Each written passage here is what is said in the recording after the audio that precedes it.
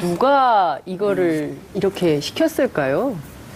그러니까 이 기무사가 단독으로 판단해서 이런 문건 만들었을까요? 그건 아닐 것 같은데. 72년에 위수령, 예. 그다음에 79년, 80년에 그 계엄령. 네. 이 상황을 잘 알고 있었던 그 시대에 좀 주역이었던 분들의 네.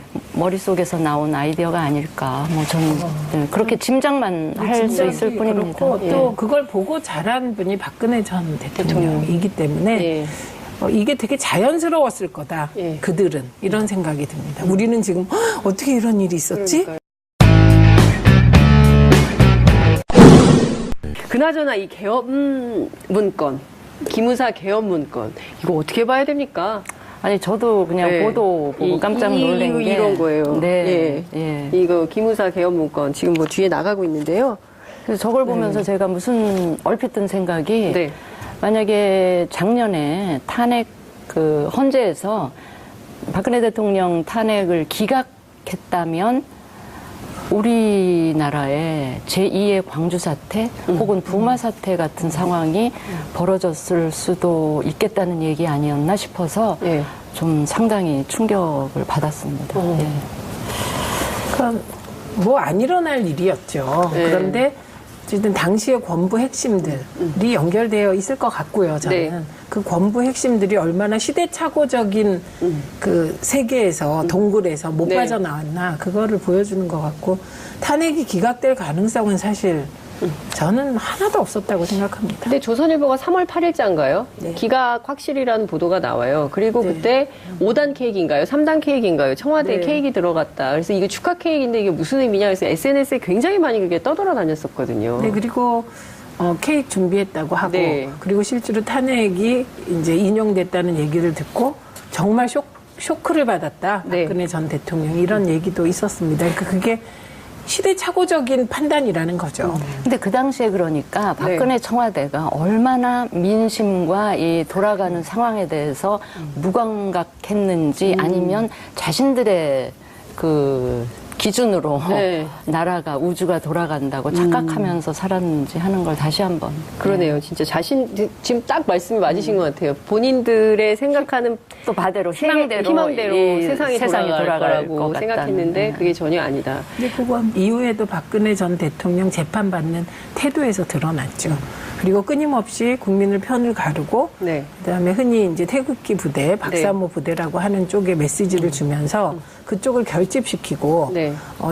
그 이전에 이제 탄핵 전에도 다른 한편으로는 이제 이렇게 그쪽에서 계엄령이나 이런 걸 준비하고 그러니까 그런 생각만 해도 이게 과거 유신의 동굴에서 못 벗어나셨구나 그런 생각이 들죠. 근데 이제 지금 저희 방송 함께 하시는 젊은 분들은 도대체 위수령이 뭔지, 이게 계엄이라는 게 뭔지, 그런 시대에 살아보질 않아가지고, 두 언니들은 살아보셨죠? 제가 위수령 세대였어요. 아. 72년에 제가 대학을 입학을 했는데 72학번이 1972년. 네.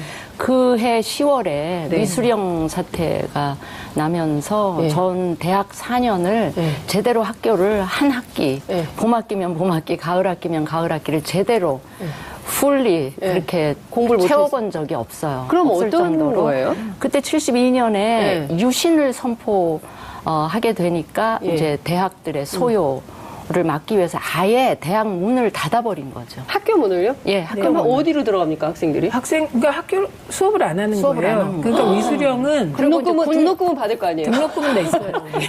군인들이 막 상주해 있고 막 학교 이런, 안에? 예, 막 그런 상황이었어요. 그러니까 위수령은요, 군 부대가 한 지역에 주둔하면서 치안 공공질서를 유지하는 겁니다. 네. 이 지역을 정하게 되고요. 네. 그랬을 때 국회 동의가 필요하지 않습니다. 대통령이 결정하면 하는 건가요? 예, 그렇죠. 네. 그다음에 긴급 조치 뭐 이런 예, 거. 해당 지역 관할, 그러니까 위수령이 발동될 때 조건이 네. 해당 지역 관할 시장, 군수, 경찰서장과 협의만 하면 됩니다. 그리고 최종적으로 이것이 대통령께 보고돼서 네. 이제 제가 받으면 되고요. 예. 계엄령은 제가 계엄령 세대입니다. 아, 지금 위수령 세대, 계엄령 세대와 함께 저희가 지금 예, 저는 79학번이에요. 79학번. 그때 10월에 박정희 대통령이 시해되는 그렇죠. 사건이 일어나고 예. 그때 이제 계엄령. 10월 유신. 예, 그다음에 10월 유신이 아니고 네. 10월 유신은 유신은 72년. 72년. 네. 여기 우리보다 젊다는 것도 은근. 그리고 그 다음에 1980년 5월에 이제 광주가 터지면서 또 계엄령이 선포돼서 휴교했기 때문에 저도 1학년, 2학년 때 공부를 잘 못했습니다. 근데 요 계엄령은 국가 비상사태 때 군사권을 발동하는 거니까 이건 전 지역에 다 해당되는 거고요. 전국에. 그 다음에 국회 동의가 필요합니다. 지금은. 예. 네, 지금은. 예. 그 다음에 군대가 모든 것을 지휘 통솔하니까 기본권을 완전히 이제 통제하게 되고 군이. 언론, 출판, 집회, 결사의 자유가 없어지게 돼요. 우리 그러면 그러면 너무 공부를 많이 해오셔가지고 저도 지금 공부가 많이 되고 있어요. 그러면은 만약에 계엄이 선포됐어요. 그리고 위수령이 발동이 됐어요. 그러면 여기 TBS 지금 저희 이 스튜디오가 어떻게 되는 겁니까? 여기에 이제 군 정보원이나 예. 들어와서 군인이 맡게 되는 와서 조금 통제를 이 프로그램이나 이런 걸 좀 통제를 하지 않을까요? 네. 지금 실정법이 어떻게 돼 있는지는 그건 좀 확인을 해봐야 돼요. 그러니까 이제 요거 처음에 나온 얘기가 예. 뭐냐면 국방부에서 네.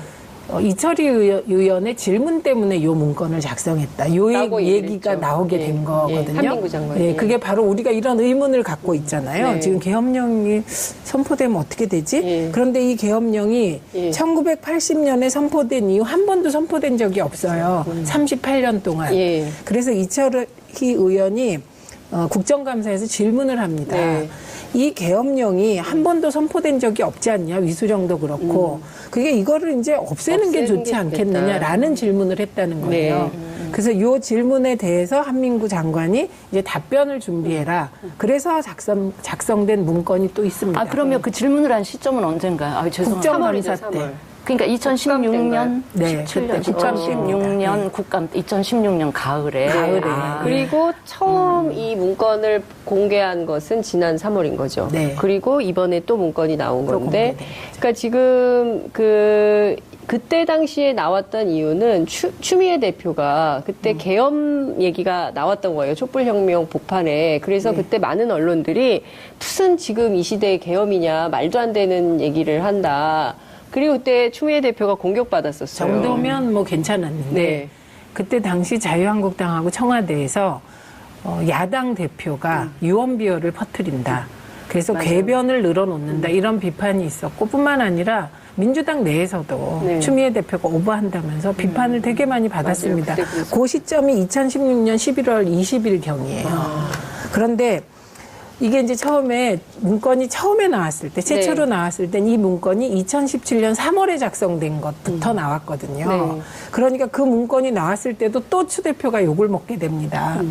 추 대표는 2016년 12월에 네. 11월에 얘기했는데 네. 문건은 3월이니까 그때 근거 없이 얘기한 거 아니냐 이렇게. 그런데 또 이철희 의원이 또 폭로를 한 예. 것은 2016년 10월 19일 날 1차 촛불 집회가 있고요. 네. 일주일 뒤에 2차 촛불 집회가 있었는데 1차 촛불 집회가 있던 2016년 10월 19일부터 네. 그 즈음부터 사태가 심상치 않다고 판단하고 이런 문건을 준비했다는 겁니다. 네. 그래서 완전히 추미애 대표는 누명을 벗고 그러네요. 근데 누가 이거를 이렇게 시켰을까요? 그러니까 이 기무사가 단독으로 판단해서 이런 문건 만들었을까요? 그건 아닐 것 같은데. 우리가 아까 역사적으로 고찰을 예. 해봤지만 네. 72년에 위수령, 예. 그다음에 79년, 80년에 계엄령. 네. 이 상황을 잘 알고 있었던 그 시대에 좀 주역이었던 분들의 네. 머릿속에서 나온 아이디어가 아닐까. 뭐 저는 그렇게 짐작만 할 수 있을 뿐입니다. 그렇고 예. 또 그걸 보고 자란 분이 박근혜 전 대통령이기 때문에 예.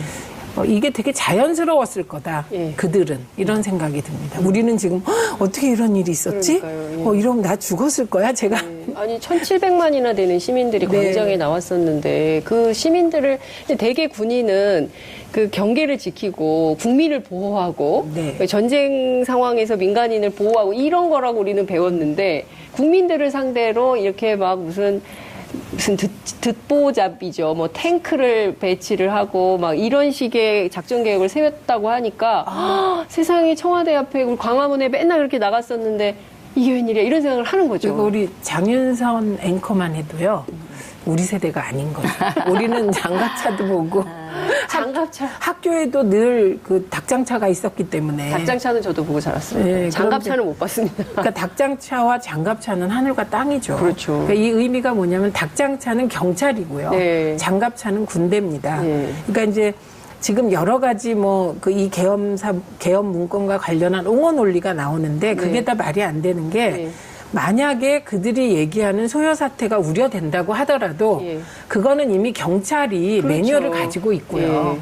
경찰로 안 되면 군으로 넘어가는 매뉴얼도 다 있습니다. 그러니까 저런 문건을 기무사가 만들 필요는 전혀 없었다. 그때 얼마나 평화적으로 집회를 했습니까? 네. 그리고 무슨 쓰레기까지 다 줍고 다니면서 그렇게 집회를 했던 시민들을 상대로 군이 이런 작전 계획을 세웠다는 것에 대해서 이해할 수가 없는데 지금 쟁점이 되는 것은요. 도대체 오늘 아침 한겨레 보도로 나온 것이기도 한데 송영무 장관이 3월에 알고도 뭉갰다는 거고 청와대는 또 그게 아니라고 또 김의겸 대변인이 오늘 브리핑을 했고요. 그리고 조선일보는 또 뭐라고 쓰냐면 그렇게 중요하면 3월에 얘기를 하지 왜 이제 와서 지금 이 얘기를 하는 거냐라고 시점에 대한 문제 제기를 하고 있고요. 자유한국당은 지금 도대체 누가 딱 하나밖에 없는 이 문건, 장관만 볼 수 있는 이 문건을 누가 언론에 흘린 거냐, 그 유출자를 찾아야 된다. 이렇게 지금 논쟁이 논점이 흩어지고 있습니다. 의원님 어떻게 봐야 될까요? 그러니까 본질은 네. 아까 이제 문건이 유출된 이 부분은 이제 한국당 야당 입장에서는 문제 제기할 수도 있는데 그거는 어떻게 보면 본질에서 살짝 비껴간 부분인데 부수적으로 그것도 저는 나중에 이 군 그 독립수사단에 의해서 밝혀져야 될 문제 중에 하나라고 보고요. 보다 본질적인 거는 이제 누가 그걸 작성했으며 또 이 정부가 바뀌고 나서 이 정부가 최초 인지한 시점은 언제이며 네. 정말 송영무 국방부가 그걸 인지한 후에도 청와대에 보고를 하지 않고 그냥 뭉갰는지 네. 아니면 청와대까지 보고가 됐는데 이렇게 대통령 아랫선에서 그냥 덮었는지 아니면 대통령께까지도 보고가 됐는데 그냥 이렇게 덮었는지 이 모든 것들이 차곡차곡 저는 독립수사단에 의해서 밝혀졌으면 좋겠어요. 근데 제대로 밝혀질 수 있을까 모르겠는데. 그러니까 독립수사단이 이 본질적인 문제, 네. 이 계엄 관련 문건을 누가 지시했고, 누가 작성했고, 누가 관여했고, 어디까지 보고했는지 이런 본질적인 문제하고, 네. 그다음에 지금 말씀하시는 뭐 유출 경로, 뭐 이것도 수사해도 된다고 생각합니다. 못하면 국회가 나서서 국정조사도 하고 청문회도 하고 그렇게 해서 밝혔으면 좋겠고요. 그리고 이미 당시에 기무사령관이 민간인이기 때문에 이게 검찰과 공조수사가 이루어질 것 같습니다. 네. 그래서 좀 철저하게 수사되길 바라고요. 그다음에 저는 오늘 한겨레 보도가 조금 무리한 측면이 있었다고 생각합니다. 송영무 송영무 장관 오겠다. 관련해서 네. 이게 이철희 의원한테도 이 관련 보고가 되었다는 건데 네. 송영무 국방장관이 3월에 인지했다. 이거는 사실인 것으로 보이고 예. 청와대가 부인한 것은 3월 이후에 청와대가 이 사실을 인지하고 수사를 하라고 했는데 뭉갰다. 이게 사실이 그렇죠. 아니라고 얘기를 한 거고 예.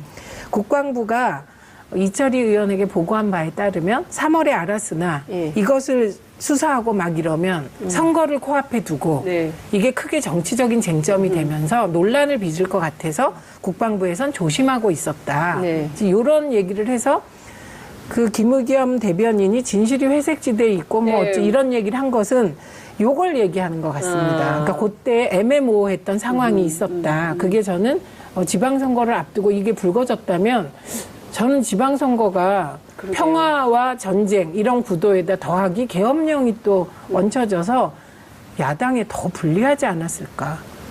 네, 이런 생각을 해보거든요. 그래서 그런 얘기를 한 것이고요.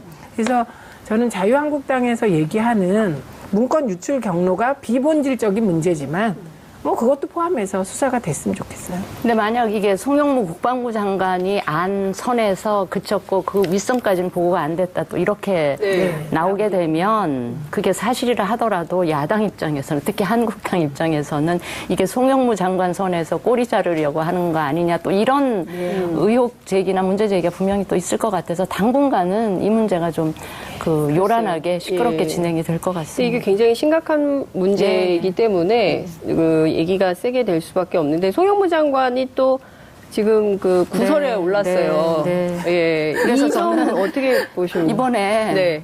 저기 대통령 돌아오시면 네. 개각을 하실 것 같은데 개각 폭이 조금 커지지 않을까. 송영무 장관 때문에 조금 포함된다고 보십니까? 저는 포함되지 않을까요? 최민희 의원님 여권에 저는 뭐 잘 모르지만 네. 어쨌든 뭐 그 여성과 관련한 그런 이제 실언이죠. 네. 그 실언이 여러 번 있었다.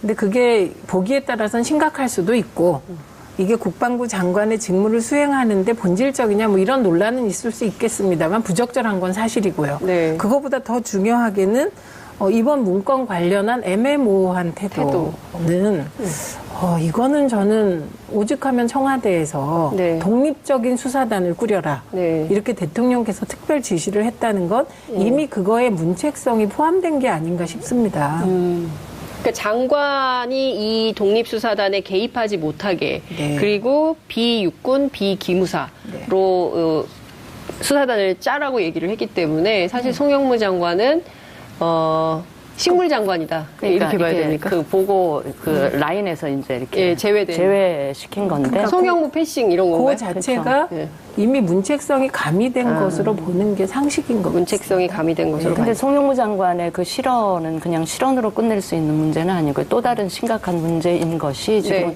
우리 군에서 지금 네. 이 성추행, 성폭행 사건이 계속 그 반복적으로 나타나고 있는데 군이라는 게 전형적으로 상명하복 그렇습니다. 이 위계에 의한 네. 조직이잖아요. 거기다가 남자들이 압도적으로 숫자가 많은 마초 집단이기 때문에 그런 데서 이제 이런 문제가 계속 불거지는 상황을 어떤 식으로든 바꾸고 정돈하지 않으면 안 되는데 그동안에 송영무 장관이 보여준 그 본인의 인식, 네. 특히 그 여성과 관련한 인식의 문제에 있어서는 대단히 문제가 있다. 예. 그래서 저는 이번 기회에는 좀 교체되는 게 국방부를 위해서도 예. 또 본인을 위해서도 저는 필요하다 이렇게 생각을 합니다. 성고충 상담관들을 모아놓은 자리에서 그러니까요. 행동거지 얘기를 한 거거든요. 그러니까 부적절했고요. 네. 이거를 뭐 또 변명했는데 그 변명도 부적절했다고 보입니다. 예, 그렇죠. 그냥 잘못한 건 잘못한 것 했다고 같아요. 인정을 하면 되는데 그게 아니라고 또 말을 바꾸는데 그 말이 안 꼬였죠. 돼요. 그런데 예. 중요한 건 예. 이게 자꾸 되풀이된다는 거는 송영무 장관의 인식도 문제지만 네. 저 연배의 군 지도자들이 저는 비슷한 인식이 아닌가 이런 생각이 듭니다. 아, 그러니까 송영무 장관이 뭐가 문제야? 이런 인식이 있다는 거죠. 그 연배. 그 연배가 또래 군 네. 조직 내에서 이를테면 장군 뭐 이런 분들. 네, 예. 그리고 젠더 감수성이라는 개념조차 없지 않을까 네, 이런 생각입니다. 그래서 이거는 그런 감찰관 수준이 아니라 보다 근본적인 대책이 필요한 거예요. 네. 말씀 나온 길에 민주당 김병기 의원 갑질 의혹이 또 터졌어요. 그렇더라고요. 예. 그걸 어떻게 봐야 됩니까? 좀 이것은? 되게 심각해 보이는 것이 예. 김병기 의원이 예. 원래 국정원 출신이죠. 예. 이신데 또 지금 그 국회에서 맞습니다. 정보위원이시더라고요. 예. 그런 몇 가지 지금 위치에 계신 분이 네. 다른 사람도 아니고 자신의 아들을 다른 데도 아니고 국정원, 자기 피감 대상기관이잖아요. 그 국정원을 상대로 왜 자신의 아들이 채용에서 떨어졌는지를 알고 싶다, 말해달라를 여러 차례에 걸쳐서 이야기를, 그것도 국정감사 기간에 했다는 거는 전형적으로 국감을 진행하는 의원들은 갑의 입장인 것이고요. 감사를 받는 그 국정원은 을의 입장인 상황인데 그 상황에서 그런 그 질문이나 이런 걸 물어봤다는 거는 아주 전형적인 갑질인 것 같아서 저는 이거 민주당 차원에서 뭔가 적절한 조치가 있어야 된다고 생각을 합니다. 네. 저기 한겨레 보도입니다. 네. 네, 그래서 한겨레가 그 출처를 밝히지 않은 국정원의 소스를 활용해서 저 기사를 쓴 거고요.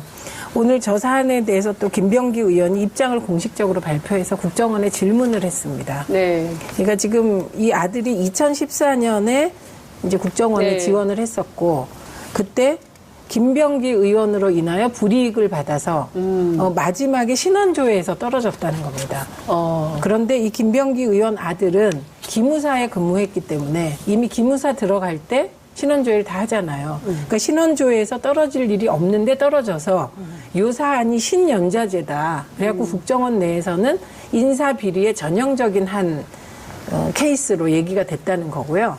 그 다음에 김병기 의원이 찍어서 아들에 대해서 뭐 문제를 삼았대는데 그런 일이 없었다. 그때 서면질이라고 나오는 내용에 일단 이런 걸 물었다는 겁니다. 첫째, 국정원 채용비리 의혹에 대한 자료. 그 다음에 예산 부적절 사용 내역에 대한 자료. 박근혜 정부 예산 유용 의혹에 대한 자료. 국정원법에 규정된 직무 이탈자에 대한 징계 여부. 국정원 개혁 TF에서 발표한 적폐사항 15건 연루된 거 내놔라. 이렇게 포괄적으로 질의를 했는데 이것을 누군가가 내부에서 이렇게 왜곡해서 흘리고 있다. 그래서 국정원에 거꾸로 질의를 했습니다. 네. 이 부분에 대해서. 지금 문제는 2017년에 다시 경력 직원으로 국정원에 네. 이제 아들이 처음에는 기무사 경력이 없었는데 이 기무사 경력을 가지고 다시 한 네, 거죠. 지원. 예, 지원 경력 직원으로 그래서 채용을. 했는데 2017년에 신원조사를 했는데 이제 통과가 됐다는 네. 거죠. 그러니까 만약에 이 과정에서 특혜 의혹이 있다면 밝혀라, 국정원이. 네. 자격이 없는데 됐는지를 밝혀라. 이렇게 거꾸로 지금 질문을 해놓은 그렇군요. 상황이고요. 그 다음에 국정원이 특혜나 편의를 제공하게 만든 게 본인이냐. 그거를 밝히라고 지금 문제 제기를 한 사항입니다. 근데 지금 약간 사실관계가 다른 게 김병기 의원 주장은 2014년이나 2017년이나 네. 그러니까 아들의 뭐랄까 자격 신원조회 자격은 똑같았다. 그렇군요. 근데 어쨌든 이제 그게 언론 보도와 김병기 의원의 주장이 주장이 엇갈리는 엇갈리고 부분이 있기 있다. 때문에 제가 보기엔 이것도 야당이 가만히 있지는 않을 것 같아요. 계속 문제를 근데 삼겠죠. 김병기 의원이 네. 그게 갑질이었는지를 밝혀달라고 그 질문 중에도 있습니까? 갑질. 그러니까 특혜나 편의라는 표현이니까 특혜나 편의를 제공했니 한 게 있으면 밝혀라. 자격이 네. 안 되는데. 근데 나는 했다거나. 그것도요. 보기에 따라서는 국회 정보위원이 국정원을 상대로 내가 그런 뭐 특혜나 이런 거를 했다는 얘기냐 그거를 대답을 해라 뭐 이런 거기 때문에 그거는 또 다른 유형의 갑질일 수 있거든요. 그러니까 그러면- 국회 정보위원을 다 내려놓으시고 그런 질문을 조금 시간이 흐른 후에 할 수는 있어도 지금 정보위원을 유지하면서 국정원에 대고 그런 질문이나 자료 요구를 한다는 것 자체가 또 어떻게 보면 그렇게 오해로 근데 지금 비칠 수가 원내 있다는 협상이 됐기 때문에 새로 구성을 예, 해야 지금은 되는 정보위원이 그런 게 아닌 아닌 거죠. 거죠. 예. 그런데 중요한 거는 아들을 찍어서 질의서를 보낸 적이 없다는 겁니다. 핵심은. 네. 그러니까 국정원에 우리는 모르는 채용비리 의혹이 많고 국정원에도 적폐가 있어서 라인에 따라서 이렇게 불이익이 많이 왔다 갔다 그러니까 그건 해서 국정원으로부터 나온 거겠죠. 언론에다 흘린 거겠죠. 국정원 아마. 관계자 말로 국정원 나왔습니다. 관계자가 예. 언론에 흘린 건데 아마도 이건 제 추측이 틀릴 수도 있는데 어떤 게 의심이 되냐면 국정감사 질문이나 질의서는 그렇게 아주 뉴트럴하게 중립적으로 이렇게 갔을 수 있어도 그 감사를 받는 피감기관 입장에서는 계속 김병기 의원의 아들 문제를 되게 많이 인지를 하다 보니까 이제 괴롭힘을 당한다라는 느낌을 가질 수가 있었고 그래서 이제 언론에 알리게 된 이런 수순을 밟지 않았어요. 이거는 순전히 제 추측입니다. 아니 뭐 그런 어쨌든, 추측할 수 예. 있는데 중요한 건 2014년에 김병기 의원 아들이 떨어졌을 때 네. 저 떨어진 건 완전히 신연좌제다라고 내부에서 말이 많았다는 점. 네. 그래서 그런 뭐랄까 누군가의 압력에 의해서 채용 비리를 일단 저지른 거잖아요. 네. 과거에. 그거에 대한 뭐 생각이 있었는지 그건 있었을 수도 있을 것 같습니다. 근데 지금은 쟁점이 된 게 네. 그 김병기 의원 아들을 가지고 설왕설래 한 일이 없다고 주장하고 있는 네, 거거든요. 알겠습니다. 제가 보기에는 이것도 좀 더 차분하게 들여다보고 살펴봐야 될 요소가 있는데 저희에게 남은 시간은 3분밖에 없기 때문에 빨리 진도를 네, 나가야 될 것 같습니다. 원래 좀 이렇게 해화역 시위를 좀 여쭤보려고 했는데 시간이 너무 없어서 그건 좀 나중에 좀 길게 얘기를 하는 해화역 시위는 아마도 계속 될 거기 때문에. 아니 히자메 토크에 되게 적합한 주제이기도 그러니까요. 해서 예. 조금 시간을 갖고 그럴까요? 얘기해도 좋은 것 그러면 같아서. 간단하게 한 말씀씩 네, 듣고 원구성 얘기를 꼭 해야 될 것 같아서 아, 예. 예. 해화역 시위에 대해서 간단하게 말씀해 주시고 원구성으로 넘어가겠습니다. 저는 제가 여성이라서도 그렇지만 해화역 시위에 나오는 분들을 정서적으로 저는 굉장히 공감을 하는 것이 그 사람들의 인식이라는 게 자기가 직접 경험을 하느냐 안 하느냐에 따라서 인식은 굉장히 달라질 수가 있는데 이 여성 문제에 관한 특히 여성 혐오에 관한 이 이슈는 그걸 본인이 경험을 했느냐 하게 되면 굉장한 문제의식을 가질 수가 있거든요. 그러면 해화역 시위에 나오는 그런 정서가 될 수밖에 없는데 그런 경험이 없는 사람 입장에서 바라보면 굉장히 과도한 거 아니냐. 이렇게 오해를 할 수는 있다는 생각은 듭니다. 거기에 등장한 이를테면은 대통령 폄훼 일배 용어, 뭐 이를테면은 뭐 동물에 빗댔다거나 아니면 뭐 제기해, 뭐 류의 얘기라든가 근데 저는 그런 걸 구호로 들었다든가 뭐 이런 것에 대한 문제 제기가 있는 것 네, 같아요. 저희는 여성차별을 많이 받은 세대입니다. 그리고 그것이 내면화돼 있기도 해요. 그래서 해화역 시위를 통해서 그동안에 제가 당연하게 여기고 감수했던 것들이 다 문제였다는 걸 반추하면서 인식을 새롭게 하고 있는 건 맞는데 예를 들면 지나치게 그러니까 미러링이라는 게 왜 나왔는지는 이해를 하는데 지나친 미러링으로 인해서 이렇게 저처럼 그 시위를 되게 배우는 입장에서 우호적으로 바라보던 사람들도 이제는 그 시위에 가긴 힘들지 않겠냐. 그리고 뭐 아주 어린 남자애들까지도 네. 이게 미래 잠재적 성범죄자라고 규정하는 것까지는 오히려 이런 여성 문제에 대한 문제 제기를 하는 집단을 소수화시키지 않을까 이런 우려가 됩니다. 고립시키는 네. 좀 그래서 위험도 이게 있죠. 남성 여성 대결로 그러니까요. 결국 갈 일이 아니고 우리 사회 오랫동안 이제 유지되어 왔던 우리 사회는 봉건제적 잔재가 너무 많이 남아 많잖아요. 있고요. 그게 예. 특히 가장 심각한 데 가족이잖아요. 예. 예, 그래서 이게 모든 차별, 모든 폭력, 뭐 이런 것에 대한 반대를 해야 되는데 그게 자꾸 우리 안에 혐오주의 같은 게 계속 커지고 있어서 너무 안타까운데 10초 남았습니다. 원구성 얘기를 꼭 해야 돼가지고 원구성은 홍영표 대표가 여당답게 통 크게 양보했기 때문에 네. 이번에 적금을 많이 들었으니까 예. 야당도 잘 협조해서 잘 하지 않을까요? 아니, 통 크게 양보한 거에 제가 동의할 수 없는 게 그냥 그동안에 해오던 대로 한 거예요. 네. 저는 결과물을 놓고 보면 아니 이 결과를 만들려고 그렇게 오랫동안 시간을 끌었단 근데 말이야. 이 의원님 생각을 예결위를 했어요. 야당 위원장이 가져간 적이 없습니다. 게다가 법사위, 환노위, 예. 그 쟁점 상임위에 예. 그 다음에 뿐만 아니라 적과 꿀이 흐르는 국토위까지 한 예. 당이 가져간 적이 근데 없어요. 저는 이런 생각이 좀 들어요. 그동안 법사위원장 문제가 계속 거론이 됐었거든요. 그리고 법사를 맡고 있어서 수많은 민생 법안들 처리가 안 됐다. 드디어 10,000건이 넘었다. 국회에 계류된 법안이 10,000건이다. 그리고 상임위에서 다 심사한 거를 자꾸 심사가 아니라 상원처럼 그렇게 한 이 법사위, 아예 그래서 법사위 없애야 되는 거 아니냐라는 얘기까지도 나왔었는데 결국은 또 법사위를 자유한국당이 가져가게 됐어요. 그러니까 개혁 입법 처리가 굉장히 어려워지게 된. 그러니까 통 큰 양보를 통해서 여당이 예. 국정 운영을 정말 협치를 하려고 하는 것 같습니다. 네. 굉장히 그 최민희 의원님의 말씀에 상당히 여러 가지 의미가 중의적으로 포함이 돼 있다는 생각이 자유한국당에서도 저렇게 네. 평가를 하고 네. 받아들이면 긍정적으로 보세요. 받아들이면 이제 국회가 조금 순조롭게 네. 굴러갈 예. 텐데 만약에 자유한국당에서 동의 안 하면 계속 이 싸움은 지리하게 또 갈 것 같아서 그러니까요. 걱정입니다. 예, 어쨌든 시간이 다 흘렀기 때문에 다음 주에 뵙겠습니다. 네. 오늘 말씀 고맙습니다. 네, 감사합니다. 감사합니다. 그러면은 만약에 계엄이 선포됐어요. 그리고 위수령이 발동이 됐어요. 그러면 여기 TBS 지금 저희 이 스튜디오가 어떻게 되는 겁니까? 여기에 이제 군 정보원이나 예. 들어와서 군인이 맡게 되는 와서 조금 통제를 이 프로그램이나 이런 걸 좀 통제를 하지 않을까요? 네. 지금 실정법이 어떻게 돼 있는지는 그건 좀 확인을 해봐야 돼요. 그러니까 이제 요거 처음에 나온 얘기가 예. 뭐냐면 국방부에서 네. 이철희 의원의 질문 때문에 요 문건을 작성했다. 요 라고 얘기가 얘기를 나오게 했죠. 된 예. 거거든요. 한민구 장관. 예, 예. 그게 바로 우리가 이런 의문을 갖고 있잖아요. 네. 지금 계엄령이 선포되면 어떻게 되지? 예. 그런데 이 계엄령이 예. 1980년에 선포된 이후 한 번도 선포된 적이 없어요. 38년 동안. 예. 그래서 이철희 의원이 국정감사에서 질문을 합니다. 네. 이 계엄령이 한 번도 선포된 적이 없지 않냐, 위수령도 그렇고. 그게 이거를 이제 없애는 게 좋지 좋겠다. 않겠느냐라는 질문을 했다는 거예요. 그래서 이 질문에 대해서 한민구 장관이 이제 답변을 준비해라. 그래서 작성된 문건이 또 있습니다. 아, 그러면 그 질문을 한 시점은 언젠가요? 아, 죄송합니다. 국정감사 3월이죠, 때. 3월. 그러니까 2016년, 네, 17년, 그때 국감 2016년 국감, 2016년 가을에.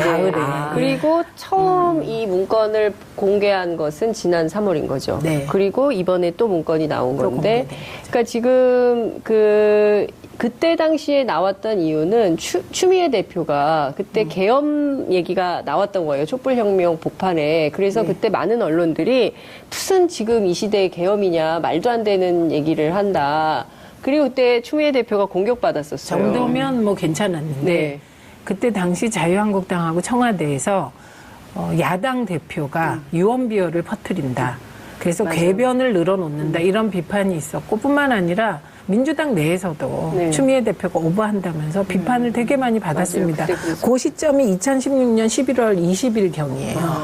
그런데 이게 이제 처음에 문건이 처음에 나왔을 때 최초로 나왔을 땐 이 문건이 2017년 3월에 작성된 것부터 나왔거든요. 네. 그러니까 그 문건이 나왔을 때도 또 추 대표가 욕을 먹게 됩니다. 추 대표는 2016년 11월에 얘기했는데 문건은 3월이니까 그때 근거 없이 얘기한 거 아니냐 이렇게. 그런데 또 이철희 의원이 또 폭로를 한 것은 2016년 10월 19일 날 1차 촛불 집회가 있고요. 네. 일주일 뒤에 2차 촛불 집회가 있었는데 1차 촛불 집회가 있던 2016년 10월 19일부터 네. 그 즈음부터 사태가 심상치 않다고 판단하고 이런 문건을 준비했다는 겁니다. 네. 그래서 완전히 추미애 대표는 누명을 벗고 그러네요. 근데 누가 이거를 이렇게 시켰을까요? 그러니까 이 기무사가 단독으로 판단해서 이런 문건 만들었을까요? 그건 아닐 것 같은데. 우리가 아까 역사적으로 고찰을 예. 해봤지만 네. 72년에 위수령, 예. 그다음에 79년, 80년에 그 계엄령. 네. 이 상황을 잘 알고 있었던 그 시대에 좀 주역이었던 분들의 네.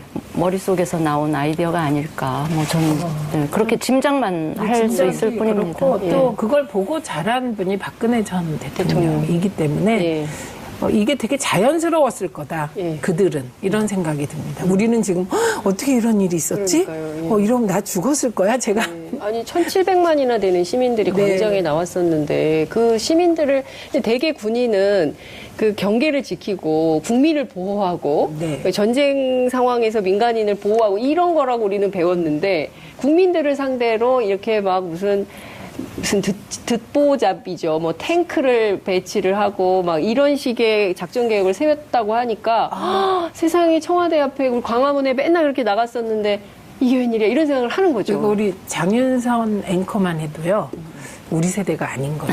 우리는 장갑차도 보고 장갑차. 학교에도 늘 그 닭장차가 있었기 때문에 닭장차는 저도 보고 자랐습니다. 네, 장갑차는 못 봤습니다. 그러니까 닭장차와 장갑차는 하늘과 땅이죠. 그렇죠. 그러니까 이 의미가 뭐냐면 닭장차는 경찰이고요. 네. 장갑차는 군대입니다. 네. 그러니까 이제 지금 여러 가지 뭐 그 이 계엄 문건과 관련한 옹호 논리가 나오는데 그게 네. 다 말이 안 되는 게 네.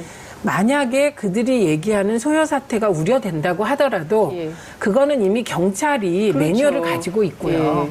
경찰로 안 되면 군으로 넘어가는 매뉴얼도 다 있습니다. 그러니까 저런 문건을 기무사가 만들 필요는 전혀 없었다. 그때 얼마나 평화적으로 집회를 했습니까? 네. 그리고 무슨 쓰레기까지 다 줍고 다니면서 그렇게 집회를 했던 시민들을 상대로 군이 이런 작전 계획을 세웠다는 것에 대해서 이해할 수가 없는데 지금 쟁점이 되는 것은요. 도대체 오늘 아침 한겨레 보도로 나온 것이기도 한데 송영무 장관이 3월에 알고도 뭉갰다는 거고 청와대는 또 그게 아니라고 또 김의겸 대변인이 오늘 브리핑을 했고요. 그리고 조선일보는 또 뭐라고 쓰냐면 그렇게 중요하면 3월에 얘기를 하지 왜 이제 와서 지금 이 얘기를 하는 거냐라고 시점에 대한 문제 제기를 하고 있고요. 자유한국당은 지금 도대체 누가 딱 하나밖에 없는 이 문건, 장관만 볼 수 있는 이 문건을 누가 언론에 흘린 거냐, 그 유출자를 찾아야 된다. 이렇게 지금 논쟁이 논점이 흩어지고 있습니다. 의원님 어떻게 봐야 될까요? 그러니까 본질은 네. 아까 이제 문건이 유출된 이 부분은 이제 한국당 야당 입장에서는 문제 제기할 수도 있는데 그거는 어떻게 보면 본질에서 살짝 비껴간 부분인데 부수적으로 그것도 저는 나중에 이 군 그 독립수사단에 의해서 밝혀져야 될 문제 중에 하나라고 보고요. 보다 본질적인 거는 이제 그 누가 그걸 작성했으며 또 이 정부가 바뀌고 나서 이 정부가 최초 인지한 시점은 언제이며 네. 정말 송영무 국방부가 그걸 인지한 후에도 청와대에 보고를 하지 않고 그냥 뭉갰는지 네. 아니면 청와대까지 보고가 됐는데 이렇게 대통령 아랫선에서 그냥 덮었는지 아니면 대통령께까지도 보고가 됐는데 그냥 이렇게 덮었는지 이 모든 것들이 차곡차곡 저는 독립수사단에 의해서 밝혀졌으면 좋겠어요. 근데 제대로 밝혀질 수 있을까 모르겠는데. 그러니까 독립수사단이 이 본질적인 문제, 네. 이 계엄 관련 문건을 누가 지시했고, 누가 작성했고, 누가 관여했고, 어디까지 보고했는지 이런 본질적인 문제하고, 네. 그다음에 지금 말씀하시는 뭐 유출 경로, 뭐 이것도 수사해도 된다고 생각합니다. 못하면 국회가 나서서 국정조사도 하고 청문회도 하고 그렇게 해서 밝혔으면 좋겠고요. 그리고 이미 당시에 기무사령관이 민간인이기 때문에 이게 검찰과 공조수사가 이루어질 것 같습니다. 네. 그래서 좀 철저하게 수사되길 바라고요. 그다음에 저는 오늘 한겨레 보도가 조금 무리한 측면이 있었다고 생각합니다. 송영무 송영무 장관 오겠다. 관련해서 예. 이게 이철희 의원한테도 이 관련 보고가 되었다는 건데 네. 송영무 국방장관이 3월에 인지했다. 이거는 사실인 것으로 보이고 예. 청와대가 부인한 것은 3월 이후에 청와대가 이 사실을 인지하고 수사를 하라고 했는데 뭉갰다. 이게 사실이 아니라고 얘기를 한 거고 예. 국방부가 이철희 의원에게 보고한 바에 따르면 3월에 알았으나 예. 이것을 수사하고 막 이러면 선거를 코앞에 두고 네. 이게 크게 정치적인 쟁점이 되면서 논란을 빚을 것 같아서 국방부에선 조심하고 있었다. 네. 이런 얘기를 해서 그 김의겸 대변인이 진실이 회색지대에 있고 뭐 네. 어쩌 이런 얘기를 한 것은 요걸 얘기하는 것 같습니다. 그러니까 그때 애매모호했던 상황이 있었다. 그게 저는 지방선거를 앞두고 이게 불거졌다면 저는 지방선거가 평화와 전쟁 이런 구도에다 더하기 계엄령이 또 얹혀져서 야당에 더 불리하지 않았을까. 네, 이런 생각을 해보거든요. 그래서 그런 얘기를 한 것이고요. 그래서 저는 자유한국당에서 얘기하는 문건 유출 경로가 비본질적인 문제지만 편을 가르고 네. 그다음에 흔히 이제 태극기 부대, 박사모 부대라고 하는 쪽에 메시지를 주면서 그쪽을 결집시키고 네.